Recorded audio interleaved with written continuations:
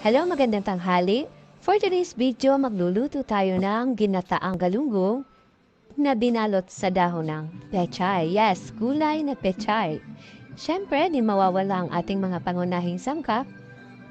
Unang-una, meron tayong sibuyas, bawang, kamatis, asin, paminta, sili at siyempre di mawawala.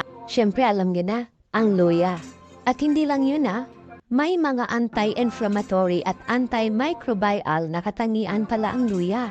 Ito rin ang nagpapakalma sa lalamunan at nakakabawas ng reflex na nagkakaroon ng urge sa pag-ubo natin. Okay, sige. Simulan na natin ang pagluluto. Na-ready ko na rin yung galunggong na nakabalot sa pechay na gulay.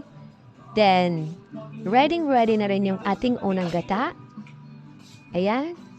Okay, salang na natin at unti-unti nating ilagay ang ating mga sangkap. Ayan. Dalahan na natin yung mga sangkap natin, guys. Lahat-lahat. At hahaluin pa din natin ito pagkatapos para maiwasan yung pagbuo-buo ng ating gata. Okay, then haluin natin ng haluin hanggang sa medyo kumulo na siya. Tsaka natin ilagay yung isda na nakabalot sa pechay. Yan, isa-isa nating ilalagay yan. Yan, okay. At malapit na siyang maluto, ilalagay na natin yung pangalawang gata.